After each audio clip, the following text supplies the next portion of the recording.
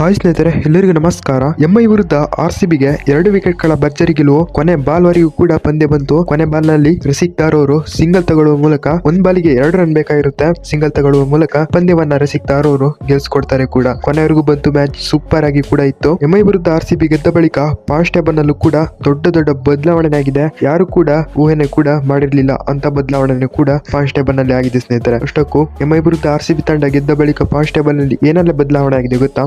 ಇದರ ಬಗ್ಗೆ ಈ ಒಂದು ವಿಡಿಯೋದಲ್ಲಿ ಕಂಪ್ಲೀಟ್ ಆಗಿ ತಿಳಿಸ್ಕೊಡ್ತಾ ಹೋಗ್ತೀನಿ. ಆದ್ದರಿಂದ ಯಾರು ನೀವು ಚಾನಲ್ ಸಬ್ಸ್ಕ್ರೈಬ್ ಮಾಡ್ಕೊಂಡಿಲ್ಲ, ದಯವಿಟ್ಟು ಚಾನಲ್ ಸಬ್ಸ್ಕ್ರೈಬ್ ಮಾಡ್ಕೊಂಡು ಈ ವಿಡಿಯೋನ ಕೊನೆವರೆಗೂ ನೋಡೋದನ್ನ ಮಿಸ್ ಮಾಡಲೇಬೇಡಿ ಸ್ನೇಹಿತರೆ. ಆರ್ಸಿಬಿ ಹಾಗೂ ಎಂಐ ನಡುವಿನ ಪಂದ್ಯದಲ್ಲಿ ಮೊದಲು ಟಾಸ್ ಸೋತು ಬ್ಯಾಟ್ ಮಾಡಿದಂತೆ ಎಂಐ ತಂಡ ನಿಗದಿತ 20 ಓವರ್ಗಳಲ್ಲಿ 166 ರನ್ಗಳಿಗೆ 7 ವಿಕೆಟ್ ಕಳೆದುಕೊಂಡು ಆರ್ಸಿಬಿ ತಂಡಕ್ಕೆ 167 ರನ್ಗಳ ಟಾರ್ಗೆಟ್ ಅನ್ನು ನೀಡಿತು. ಎಂಐ ತಂಡದ ಪರವಾಗಿ ಆರಂಭಿಕರಾಗಿ ಕಣಕ್ಕಿಳಿದಂತ ಕ್ರಿಕಲ್ಟನ್ 2 ರನ್ ಗಳಿಸಿ ಔಟ್ ಆದರೆ ಇತ್ತ ರೋಹಿತ್ ಶರ್ಮಾ 22 ರನ್ ಗಳಿಸುವ ಮೂಲಕ ಪೆವಿಲಿಯನ್ ಕೂಡ ಸೇರಿಕೊಳ್ತಾರೆ. ಇತ್ತ ನಮಂದೀರ್ 47 ರನ್ ಗಳಿಸುವ ಮೂಲಕ ಸಖತ್ತಾಗಿ ಕೂಡ ಆಡ್ತಾರೆ. ಇತ್ತ ತಿಲಕ್ ವರ್ಮರು ಕೂಡ 57 ರನ್ ಗಳಿಸುವ ಮೂಲಕ ಧ್ವಂಸ ಕೂಡ ಮಾಡ್ತಾರೆ. ಇನ್ನು ಎಂಐ ತಂಡದ ಪರವಾಗಿ ಯಾವ ಬ್ಯಾಟರ್ ಇಂದನೂ ಕೂಡ ಅಷ್ಟು ಪ್ರದರ್ಶನ ಬರದೇ ಇರುವ ಕಾರಣ 166 ರನ್ಗಳನ್ನ ಕಲೆ ಹಾಕಿ ಎಂಐ ತಂಡ 2 ವಿಕೆಟ್ ಕಳೆದುಕೊಂಡು 20 ಓವರ್ಗಳಲ್ಲಿ ಆರ್ಸಿಬಿ ತಂಡಕ್ಕೆ 167 ರನ್ಗಳ ಟಾರ್ಗೆಟ್ ಅನ್ನು ನೀಡಿತ್ತು. ಆರ್ಸಿಬಿ ತಂಡದ ಪರವಾಗಿ ಜೋಕೋಬ್ ಬೇತೆಲ್ 27 ರನ್ ಗಳಿಸುವ ಮೂಲಕ ಔಟ್ ಆದ್ರೆ ಇತ್ತ ವಿರಾಟ್ ಕೊಹ್ಲಿ ಡಕ್ಔಟ್ ಕೂಡ ಆಗ್ತಾರೆ. ಯಾರು ಕೂಡ ಊಹೆ ಕೂಡ ಮಾಡಿರಲಿಲ್ಲ. ಕುರ್ನಾಲ್ ಪಾಂಡ್ಯ ಸಖತ್ತಾದ ಇನ್ನಿಂಗ್ಸ್ ಆಡ್ತಾರೆ. 46 ಎಸೆತಗಳಲ್ಲಿ 5 ಸಿಕ್ಸ್ ಹಾಗೂ 4 ಫೋರ್ ಹೊಡೆದಿಗೆ 73 ರನ್ ಕೂಡ ಕಂಪ್ಲೀಟ್ ಮಾಡ್ತಾರೆ ಸ್ನೇಹಿತರೆ. ಮ್ಯಾಚ್ ಕೊನೆವರೆಗೂ ಬಂತು,